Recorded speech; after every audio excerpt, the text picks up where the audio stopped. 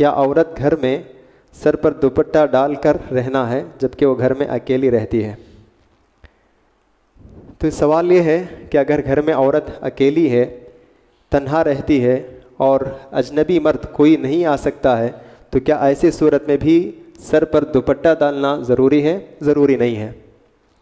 اگر آپ پورے یقین کے ساتھ کہتی ہیں کہ میں گھر میں تنہا رہتی ہوں اور کوئی اجنبی مرد گھر میں میری اجازت کے بغیر داخل نہیں ہو سکتا ہے، تو ایسے صورت میں سر پر دوپٹہ ڈالنا کوئی ضروری نہیں ہے۔ اس کی دلیل یہ ہے کہ اللہ تعالیٰ قرآن مجید میں حکم دیتا ہے کہ وہ اجنبی مردوں کے سامنے اپنے زیب و زینت کو ظاہر نہ کریں، اجنبی مردوں کے سامنے اپنے زیب و زینت کو ظاہر نہ کریں۔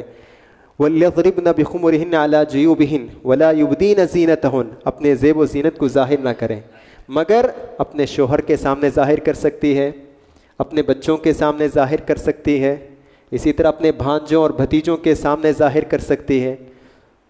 زیب و زینت کی چیز کیا ہے؟ تو علماء کہتے ہیں سر ہے، چہرہ ہے، ہاتھ ہے، پیر ہے، یہ سب زیب و زینت کی چیزیں ہیں۔ جب اللہ تعالیٰ محرم لوگوں کے سامنے زیب و زینت کو ظاہر کرنے کی اجازت دیتا ہے، تو بدرجہ اولا جب عورت تنہا رہتی ہے اور کوئی اجنبی مرد نہیں ہے، تو ایسے وقت میں سر پر دوپٹہ ڈالنا کوئی ضروری نہیں۔